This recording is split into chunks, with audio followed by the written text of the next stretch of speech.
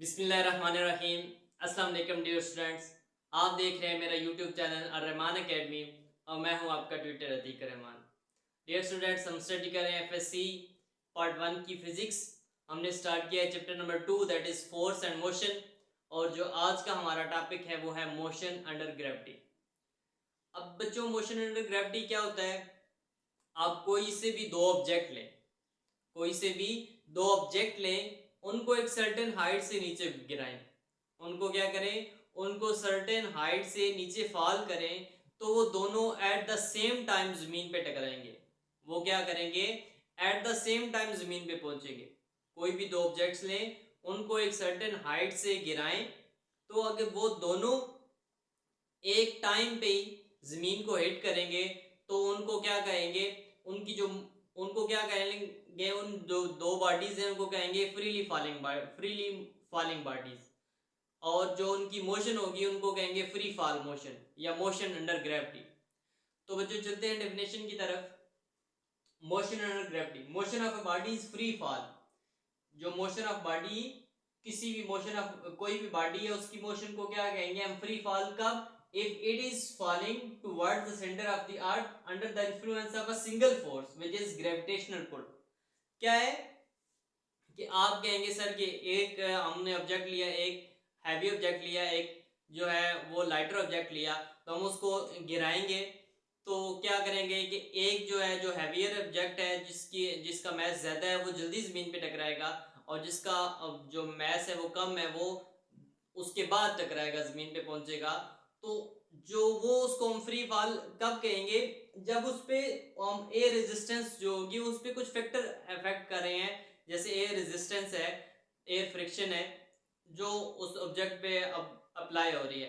हम जो freely fall objects होते हैं वो क्या होते हैं कि जिन पे सिर्फ और सिर्फ एक फोर्स अप्लाई हो रही हो, जिन पे सिर्फ और सिर्फ एक ही फोर्स अप्लाई हो रही हो, that is gravitational force, that is gravitational force या ग्रेविटेशनल फोर्स। तो हम उस बॉडी को क्या कहेंगे? Free fall. तो उसको क्या कहेंगे? Free fall. Motion of a body is free fall. Free fall कब होगी उसकी मोशन? जब कोई भी ऑब्जेक्ट क्या होगा, towards the centre of the earth fall कर रहा होगा, और उस पे सिर्फ और सिर्फ एक फोर्स, बाकी जितनी भी फोर्स है, एयर रेजिस्टेंस है, एयर फ्रिक्शन है, जितनी भी उस पे ऊपर फोर्सेस अप्लाई हो रही है उनको नेग्लेक्ट करें, उनको क्या करें? उनको नेग्लेक्ट करें, तो हम उसको कहते हैं कि ये बॉडी जो है वो फ्रीली फॉल मूव कर रही है। तो वो क्या है? वो जो बॉडी है वो फ्रीली फॉल मूव कर रही है। Motion of a body is free fall जब क्या होगा कि एक object towards the centre of the earth fall कर रहा है और उस पे सिर्फ और सिर्फ एक फोर्स अप्लाई हो रही है, उस पे सिर्फ और सिर्फ एक फोर्स अप्लाई हो रही है, दैट इज ग्रेविटेशनल पुल या gravitational force. Example, in the absence of air resistance, all the objects lighter or heavier fall freely near the surface of the earth with same acceleration independent of their masses। इसकी common example है कि जो जितने भी objects हैं, चाहे lighter हैं चाहे हैवियर हैं, आप इनको एक सर्टेन हाइट से नीचे गिराएं तो क्या होंगे कि वो एक सेम टाइम पे जमीन को हिट करेंगे। क्या करेंगे? जो उसकी एयर रेजिस्टेंस है, ये जो भी उसके अब एयर रेजिस्टेंस है या एयर फ्रिक्शन है उसकी गैर मौजूदगी में उसको हम निगलेक्ट करेंगे, उसको हम कंसिडर नहीं करेंगे। तो जब उसको एयर रेजिस्टेंस को कंसिडर नहीं करेंगे, उसकी गैर मौजूदगी में जितने भी ऑब्जेक्ट्स हैं, चाहे लाइट हैं चाहे हैवी हैं, वो जब फ्रीली फॉल करेंगे near the surface of the earth with same acceleration independent of their masses, जो उनका एक्सेलरेशन क्या होगा? सेम होगा। और a ball drop from some height, मैंने आपको पहले एग्जांपल दी कि आप एक बॉल ले, इसको दो बॉल्स ले, उनको एक सर्टेन हाइट से नीचे गिराएं, फ्री फॉल उधर उसको दोनों बॉल्स को एक टाइम पे छोड़ें, एक टाइम पे रिलीज करें, और वो दोनों की दोनों जो है वो सेम टाइम पे जमीन पे हिट करेंगे, चाहे एक भारी हो चाहे एक हल्की हो। लेकिन क्या करेंगे? जो उस पे फैक्टर इफेक्ट हो रहे हैं, एयर रेजिस्टेंस है, उसको हम नेग्लेक्ट करेंगे, उसको क्या करेंगे? नेग्लेक्ट करेंगे। आप एग्जांपल ले लें, आप एक बुक ले लें और एक जो है ले लें पेपर ले लें, तो आप दोनों को सर्टेन हाइट से at the same time release करें, तो आप देखेंगे कि वो क्या होगा कि जो बुक है वो जल्दी जमीन पे पहुंच जाएगी, जो पेपर है, सिंपल पेपर है, वो थोड़ी देर के बाद हिट करेगा। वो क्यों होगा? क्योंकि वो उस पे एयर रेजिस्टेंस अफेक्ट कर रही है, क्योंकि जो बुक है उसका वेट हैवी है, उसके मुकाबले में जो उस पे रेजिस्टेंस अप्लाई हो रही है वो बहुत कम है। लेकिन जो लाइट ऑब्जेक्ट है, जो पेपर है, उस पे जो एयर रेजिस्टेंस अप्लाई हो रही है उसकी वेट की निस्बत बहुत ज्यादा है, इसलिए वो देर से पहुंचेगा। लेकिन अगर उसी पेज को उसी बुक के ऊपर रख के आप गिराएं नीचे, तो वो देखेंगे कि आप सेम टाइम पे दोनों बुक भी और वो जो पेज है, पेपर है, वो भी at the same time ground को हिट करेगा। वो क्यों होगा? क्योंकि उसमें अब एयर रेजिस्टेंस अप्लाई नहीं हो रही, अब वो बुक के ऊपर पड़ा हुआ है, अब उस पे एयर रेजिस्टेंस कम, बहुत कम अप्लाई हो रही है। इस वजह से वो दोनों उस पे जो पेपर है उस पे रेजिस्टेंस अप्लाई नहीं हो रही, तो वो क्या होंगे कि दोनों जो बुक और पेपर हैं, जब पेपर को ऊपर रखेंगे बुक के, तो वो दोनों एक टाइम पे ही जमीन को हिट करेंगे, क्योंकि वो जो उसकी एयर रेजिस्टेंस है, अब उसमें एयर रेजिस्टेंस नहीं है। तो जब एयर रेजिस्टेंस की गैर मौजूदगी में जितने भी ऑब्जेक्ट्स हैं वो जब फॉल करते हैं, तो with uniform acceleration, same acceleration independent of their message, कि वो एक टाइम पे ही वो नीचे जमीन को हिट करते हैं। अब जो ग्रेविटेशनल एक्सेलरेशन होता है वो क्या होता है? Acceleration of freely falling body is called gravitational acceleration. वो जो बॉडीज फ्रीली फॉल कर रही होती हैं, उनके जो एक्सेलरेशन है उनको हम क्या कहते हैं? Gravitational acceleration. और उसकी जो वैल्यू होती है, इट्स वैल्यू इज 9.8 मीटर पर second square near the surface of the earth and its direction is towards the centre of the earth.